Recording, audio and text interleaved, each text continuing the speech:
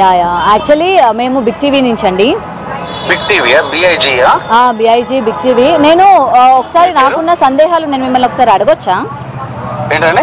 నాకున్న కొన్ని క్వశ్చన్స్ నేను మిమ్మల్ని అడగొచ్చా? అంటే ఇందాక వేరే వాళ్ళు అడిగారు.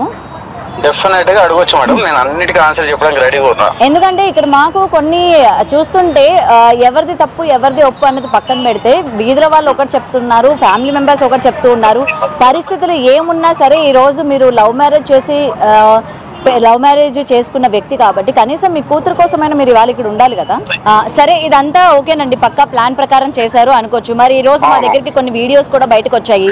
మీ నాన్నగారు మీ ఆవిడ్ని కొడుతున్నట్టు రూమ్ తలుపులు కూడా వేసేసారు, ఆమెను బయటికి లాక్కొస్తూ ఉన్నారు. దీనికి ఏం చెప్తారు మరి? ఓకే, దానికి నేను ఆన్సర్ చెప్పాలా మేడం? మరి చెప్పాలి కదండి, వాళ్ళు వీడియో చెప్తాను మేడం. నేను ఇందాక కూడా ఆ అమ్మాయికి చెప్పాను, నేను సేమ్ అనుకున్నాను, but you are different. Okay fine, నేను చెప్తాను. అయితే యాక్చువల్లీ ఏమైందంటే మేడం, వాళ్ళు లాస్ట్ పోర్షన్ లో ఉండేవాళ్ళు మేడం.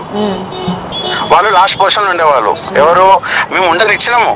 సరే ఇంకా మీరు వచ్చి గొడవ చేస్తున్నారు, మేము ఉంటా అంటున్నారు కదా, సరే ఉండు. ఏది ఇప్పుడు ఆల్రెడీ కోర్టులో ఉంది, కేసు కోర్టులో ఉంది, ఉంటా అంటున్నారు కదా, ఉండండి అని చెప్పేసి ఆ లాస్ట్ పోర్షన్ లో ఉండేది మేడం. ఆ అమ్మాయి ఉండేది. ఆ అమ్మాయి ఉన్న టైంలో ఏమైంది, ఈ లాస్ట్ పోర్షన్ వాళ్ళు ఖాళీ చేసినారు మేడం. రోజు న్యూసెన్స్ చేస్తా ఉన్నారు వీళ్ళు. మా టెనెంట్స్ మొత్తం ఖాళీ చేపిస్తున్నారు. మాకు ఒక 40,000 ఇన్కమ్ వచ్చేది మేడం. యాక్చువల్ గా మా మదర్ కి ఆ 40,000 ఇన్కమ్ ని మొత్తము అది చేసేసినారు. ఓకే, టెనెంట్స్ ఖాళీ చేపించేసినారు. ఖాళీ చేపిస్తే మా ఫాదర్ వండేసి వీళ్ళు ప్రతి పోర్షన్ వెళ్ళి కబ్జా చేసుకోవాలి అంటే లాక్లు వేసేసుకుంటారు మేడం. వాళ్ళే లాక్లు వేసుకుంటారు. వాళ్ళు లాక్లు వేసుకుంటారు. పైన రూమ్స్ కూడా కొన్ని లాక్ వేస్తూ ఉంటే మా ఫాదర్ ఏం చేశారు, సంబంధించిన ఫుటేజ్ ఏదైనా ఉందా సీసీ కెమెరాలు? ఎందుకంటే వాళ్ళ నోట మాట కాకుండా ఆధారాలు అన్నవి కీలకం. ఓకే, నేను ఒక ఫుటేజ్ మీకు ఇస్తాను మేడం, ఒక ఫుటేజ్ ఇస్తాను. ఆ ఫుటేజ్ లో వాళ్ళ తమ్ముడు మా ఫాదర్ మీద కొట్టడానికి వస్తున్న టైంలో ఆ అమ్మాయి కెమెరాని వేరే సైడ్ కి ఎందుకు జరిపింది, ఆ వీడియో ఆ అమ్మాయికి ఎంత తెలియలేదంటే, ఒక వీడియో కెమెరాని జరిపితే ఇంకో వీడియోలో పడుతుంది కదా అమ్మాయి, అటు సైడ్ నుంచి ఆపోజిట్ సైడ్ నుంచి వచ్చే వీడియోలో పడుతుంది కదా. నేను ఆ వీడియో మీకు షేర్ చేస్తాను మేడం, మీరు మీ మీడియాలో షేర్ చేయండి. ఇప్పుడు రియల్ గా ఆమెకి నిజంగానే ఆమెకి ఇబ్బంది అవుతుంది, ఆమెకు ప్రాబ్లమ్స్ అవుతున్నాయి అన్నప్పుడు వాళ్ళు మా పైన దౌర్జన్యం చేస్తూ ఉంటే అక్కడ హైడ్ చేయడానికి మా కెమెరాని అటు పైకి ఎందుకు తిప్పింది ఆ అమ్మాయి? నా సింపుల్ క్వశ్చన్. నిజంగా నీకే కదా గొడవ అవుతుంది, ఇప్పుడు నీకే ఇదవుతుంది కదా. అప్పుడు మా ఫాదర్ మీద గొడవ అవుతున్నప్పుడు నువ్వు కెమెరాలను ఎందుకు అటు ఇటు ఆల్టర్ చేస్తున్నావు? సింపుల్ క్వశ్చన్ నాది. నేను ఆ వీడియో షేర్ చేస్తాను మీకు, మీరే చెప్పండి. అయితే అక్కడ ఏమైందంటే మేడం, మా ఫాదర్ ని ఫ్రేమ్ చేసినారు మేడం. సింపుల్ గా చెప్తాను ఏమైందో. మా ఫాదర్ లాక్ వేసుకోవడానికి వెళ్ళినప్పుడు ఆమె ఏం చేసింది అని అంటే, లేదు నేను ఈ పోర్షన్ లో ఉంటా అని చెప్పేసి పెట్టింది. అయితే మా ఫాదర్ ఉండి, అట్లా కాదమ్మా, నువ్వు ఆ పోర్షన్ లో ఉంటున్నావు కదా, ఉండు అని అంటుంటే, లేదు నేను ఇంట్లోనే ఉంటా అని చెప్పేసి పోయి ఆడ లాక్ వేసుకుంటుంది మేడం. సరే ఆడ కూర్చుంటుంది. అయితే మా ఫాదర్ చేతి పట్టుకొని, రామ్మ బయటికి రా, నేను లాక్ వేసుకుంటాను అంటుంటే వాళ్ళ మదర్, ఇంకొక వాళ్ళ వదిన, ఇంకెవరో 2-3 ఉన్నారు మేడం. ముగ్గురు వీడియో తీస్తున్నారు మేడం ఫోన్లతోని. ఎవరైనా నిజంగానే ఏమన్నా చేస్తున్నారు, వీడియోలు తీసుకుంటూ ఉంటారా మేడం? లేకపోతే ఆడ మళ్ళీ ఆ ముగ్గురే కాదు, ఇంకో 10 మంది ఉన్నారు బయట, ఇంటి పక్కన వాళ్ళు వీళ్ళు అందరూ. మేడం వీడియోలు ఎందుకు తీస్తున్నారు మేడం? పోయి అరే నువ్వు అట్లెట్లా చేస్తావరా అని చెప్పేసి జరుపుతారా ఎవడన్నా? లేకపోతే వీడియోలు తీస్తారా ముగ్గురుండి? అందులో సరే వీడియో తీస్తున్నారు. వీడియోలో ఆ అమ్మాయి ఏమంటుంది, నేను సికిందర్ వైఫ్ ని, ఏం చేయకండి మామయ్య అని చెప్పేసి అంత క్లియర్ గా చెప్తారా మేడం? ఎవరైనా జరుగు అనేసి అని అంటారా? అంటే నార్మల్ గా మీరు ఆలోచించండి, మీడియాలో ఎప్పుడైనా ఏదైనా అవుతూ ఉంటే సిచ్యువేషన్ ఎట్లా ఉంటుంది మేడం? నువ్వు కేసి వెళ్ళిపోతామా మనం ఏమన్నా చేస్తూ ఉంటే? లేకపోతే నేను సికిందర్ వైఫ్ ని, నేను పలానా కూతుర్ని అని చెప్తారా? మీరు ఆలోచించండి మేడం.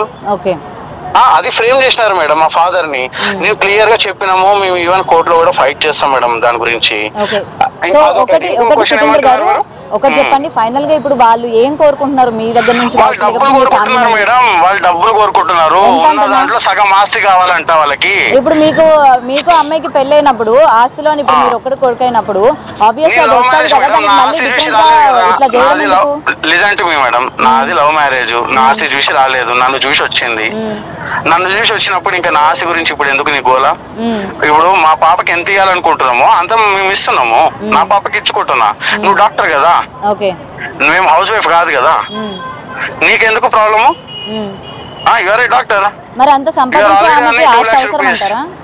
ఏంటి అంటే ఒక డాక్టర్ ఆమెకు కూడా మంచి సాలరీ మంచిగానే వస్తుంది కదా, మరి ఆమెకు కూడా ఆస్తి అవసరం అంటారా? ఆమెకు ఆస్తి ఇస్తానని ఎవరు మేము మాట్లాడట్లేదు మేడం. వాళ్ళు అడుక్కుంటున్నారు, వాళ్ళు మాకు సగం ఆస్తి కావాలని అడుక్కుంటున్నారు. అందుకే కదా ఇంత గోల చేస్తున్నారు. వాళ్ళ పేరెంట్స్ అడుగుతున్నారు. ఎవరు అడుగుతున్నారు తెలియదు మేడం. వాళ్ళ దర్పల్లి రాజశేఖర్ అనే ఒక కార్పొరేటర్ ని పెట్టి ఇదంతా దౌర్జన్యం చేపిస్తున్నారు మేడం. మేము లేదు అంత ఇవ్వలేము, ఎందుకంటే మా చెల్లెళ్ళకి కూడా ఇవ్వాలి కదా మేడం. మా చెల్లెలకి ఏమి ఇవ్వలేదు.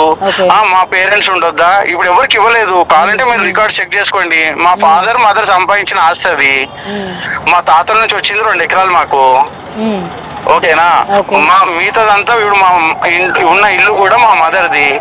మా మదర్ దాంట్లో ఇప్పుడు నేనే లేను మేడం. ఇప్పుడు యాజ్ ఏ సన్ గా నేను లేను అక్కడ. మా పేరెంట్స్ మా ఫాదర్ గుంజిండంటది, మా మదర్ కొట్టిందంటది, నూకేసిందంటది, ఇంత అంటది కదా. మేమే భయపడి బయట పోయిన వాళ్ళము. సరే మేమే ఇవన్నీ చేసినాము, నిజంగానే చేసినాము. ఇప్పుడు మళ్ళా మా ఇంట్లోనే వచ్చేసి ఉంటా అని అంటారేంది మేడం? సింపుల్ ఆలోచించండి. ఇప్పుడు లవ్ మ్యారేజ్ చేసుకుంది కదా, ఏం చేసినా సరే భర్తతోనే ఉండాలి అని అనుకోవచ్చు కదా. మరి లాస్ట్ 6 years లో 8 months నాతో ఎందుకు ఉంది మేడం? మిగతా టైం అంతా ఎక్కడ పోయింది? లవ్ మ్యారేజ్ సికిందర్ ని చేసుకున్నా, సికిందర్ ఎక్కడున్నాడు పాపం, అయ్యో తింటున్నాడా లేదా, అసలు ఏమైండు అనేది ఎందుకు లేదు మేడం? నీకు అంత ఫకర్ ఎందుకు లేదు? ఉండాలి కదా, కొంచెమన్నా ఉండాలి కదా. అరే సింపతి అని ఉండాలి కదా. అరే ఏంది సికిందర్ ఏం చేస్తున్నాడు, నేను చేసుకున్నా పాపం చూసుకోవాలి, వానికి ఒక ఛాయ్ అన్న అన్నం అన్నది పెట్టకపోతే అని చెప్పేసి ఉండాలి కదా మేడం. ఇప్పుడు ఆస్తి కోసం డైరెక్ట్ గా వచ్చినావు కానీ లాస్ట్ 6 years ఎన్ని డేస్ ఉంది నాతో ఎన్ని డేస్ ఉంది క్లియర్? నాకు అది ఒకటి కావాలి. ఇవన్నీ నేను ఏదో చెప్తున్నాను అంటే చెప్తున్నాను కాదు మేడం. మీరు అమ్మాయి సైడ్ ఉండొచ్చు మేడం. ఇండియాలో రూల్స్ అన్ని కూడా అమ్మాయి సైడ్ ఫేవరబుల్ గా ఉన్నాయి.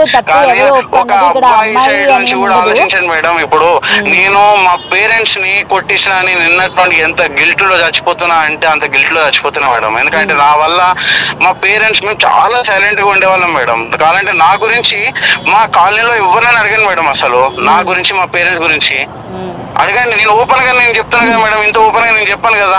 నేను ఓపెన్ గా చెప్తున్నాను. నా గురించి ఎవరినన్నా అడగండి అక్కడ కాలనీలో. నేను ఇంటి బయటికి వచ్చినా, నా కార్ ఎక్కేసినా, వెళ్ళిపోయినా, అసలు ఎవరిని అసలు కాలనీలో కూడా ఒక దగ్గర కార్ ఆపుకొని కూడా నిల్చొని అసలు నా పని ఏదో నేను చేసుకుంటూ ఉంటా. ఇంత చేస్తుండగా కూడా ఇంత సైలెంట్ గా ఉన్న వాళ్ళని కూడా ఇంత దౌర్జన్యం చేసి టెంట్ వేసి మమ్మల్ని రోడ్ కి ఇచ్చారు. లాస్ట్ కి రోడ్ లో వేసి కొట్టినారు కూడా మేడం. నిన్న రోడ్ లో కొట్టి ఆడ రోడ్ మీద కూర్చోబెట్టినారు కింద. తెలుసా మేడం మీకు? అది తెలుసా మీకు? మీరు అది కవర్ చేసినారా? చేయరు. ఓన్లీ ఆమె 6 టాబ్లెట్లు వేసుకుంది మేడం. ఆమె ఓన్లీ 6 టాబ్లెట్స్ వేసుకుంది నిన్న వీడియోలో. ఆమెకి తెలుసు ఏ టాబ్లెట్ ఎంత వేసుకుంటే ఏం కాదు, ఏమవుతుంది అని తెలుసు. ఇది ఫస్ట్ టైం కాదు, సెకండ్ టైం ఇది. తను సెకండ్ టైం సూసైడ్ అటెంప్ట్ చేసుకుందా? సెకండ్ టైం ఇది, ఫస్ట్ టైం కాదు. ఇది ఇండియాలో ఫస్ట్ టైం, సెకండ్ టైం అంత ముందు US లో చేసుకుంది. అప్పుడు ఏమంటారు? 50 మందిలో ఆ అమ్మాయి అట్లా చేసుకుని నన్ను బెదిరించింది అని అంటే నేను ఒకలాగా చెప్తూ ఉంటే వాళ్ళు అసలు నువ్వేం చేసినావు అందుకే చేసుకుంది అని అంటారు. అరే బాబు, ఆమె బెదిరించడానికి చేసుకుంటుందిరా బాబు. నా పోలీసులను కూడా అందుకే పిలిచింది. ఆమె బెదిరించడానికి, ఆమె అనుకున్నది సాధించడానికి నన్ను ఏదానికైనా ఎంతైనా లొంగదీస్తుంది నన్ను అనేసి నేను చెప్తుంటే నా మాట వినేవాళ్ళే లేరెవరు. ఎంతసేపు నువ్వేం చేసినావు, నేనేం చేయలేదురా బాబు అంటుంటే కూడా నా మాట విన్నారు. అసలు ఇప్పుడు కూడా అసలు వేధింపులు అనే కేసు పెట్టింది కదా మేడం. మా పైన నవంబర్ లో కేసు పెట్టింది. కట్నం గురించి వేధింపులు, ఈ వేధింపులు, వాళ్ళు అన్ని వేధింపులు చేసినవి మా దగ్గరికి మళ్ళీ ఎందుకు వస్తున్నావు అమ్మా నువ్వు? ఇప్పుడు మీరు ఎక్కడున్నారండి? నేను ఇక్కడ బయట ఉన్నా మేడం. ఇప్పుడు అంటే వేరే ఊర్లో ఉన్నారా లేకపోతే ఇక్కడే ఉన్నారా? లేదు, హైదరాబాద్ లోనే ఉన్నా నేను. డెఫినెట్ గా నేను వచ్చి ప్రతిదానికి ఆన్సర్ ఇస్తాను మేడం. లేదు, ఎవరిని మేడం? మీ వైఫ్ ని చూడడానికి వస్తారా? రాను మేడం, నేను రాను. ఎందుకు రారు? రాను మేడం. ఆమె అంటే నాకు ఇంక ఇష్టం లేదు మేడం. చచ్చిపోయింది నాకు మొత్తం ఇష్టం, చచ్చిపోయింది. ఆమె అంటే ఇంకా ఆమెను చూడదలుచుకోలేదు. నేను ఆల్రెడీ కోర్టులో నేనేసిన మేడం. నాకు డివోర్స్ కావాలి, ఆమె క్రుయాలిటీ నేను తట్టుకోలేకపోతున్నా అని చెప్పేసి నేనేసిన. ఆమె లేదు, ఆమె నేను ఉంటా అని చెప్పేసింది. ఇక్కడేమో ఉంటా అని వేస్తుంది, అక్కడనేమో పైసలు అడుగుతూ ఉంటారు. మాకు ఇంత కావాలి, అంత కావాలి, ఇంత కాకపోతే ఒప్పుకోము, అంత కాకపోతే ఒప్పుకోము, మీ పెద్ద మనుషులను తీసుకొనిరా, వీడిని తీసుకొనిరా, వాడిని తీసుకొనిరా అని చెప్పేసి మేడం పాప భవిష్యత్తు అంటున్నారు కదా మేడం, వాళ్ళకన్నా బెటర్ ఫ్యామిలీ మాది, మేము బెటర్ గా డీల్ చేస్తాం మేడం. నా క్వాలిఫికేషన్ కూడా తక్కువేం కాదు. నేను హామీ ఇస్తున్నా మేడం, మీ మీడియా సాక్షిగా అందరి ముందు హామీ ఇస్తున్నా, నా పాపని నేను చాలా మంచిగా చూసుకుంటాను. ఇప్పటికి కూడా లాస్ట్ 5 years నుంచి ఇప్పటికి కూడా నా పాప పేరు మీద హెల్త్ ఇన్సూరెన్స్ నేను కడుతూనే ఉన్నా. ఓకే. ఫస్ట్ 3 years ముగ్గురికి కట్టిన, ఫస్ట్ ఇయరే కట్టేసిన. ఆమె వెళ్ళిపోయింది, ఉన్న 1 month ఏమో అప్పట్లోనే కట్టేసిన. 3 years కి కట్టిన మేడం. నేను లాంగ్ టర్మ్ ఆలోచించుకుంటాను ఏదైనా. 3 years కి హెల్త్ ఇన్సూరెన్స్ ఒకేసారి కట్టిన, ముగ్గురికి కలిపి కట్టిన. ఆమె వెళ్ళిపోయింది 1 month కి. నాకేం తెలిసి 1 month ఉండిపోతుంది మనతో అని 3 ఏళ్ళు కట్టిన. సరేలే అయిపోయింది. తర్వాత 4th year కూడా నేను నాకు పాప కట్టిన. ఎందుకంటే రేపటి నాడు ఏమన్నా అయ్యింది అనుకో, వీళ్ళు తెల్ల ముఖాలు వేసుకొని నా దగ్గర డబ్బులు లేవు, ఇవి లేవు, ఎట్లా చేద్దాము అని అంటారేమో అని చెప్పేసి పాపకి నేనే హెల్త్ ఇన్సూరెన్స్ కట్టుకున్నా. నాతో లేకపోయినా కట్టుకున్నా.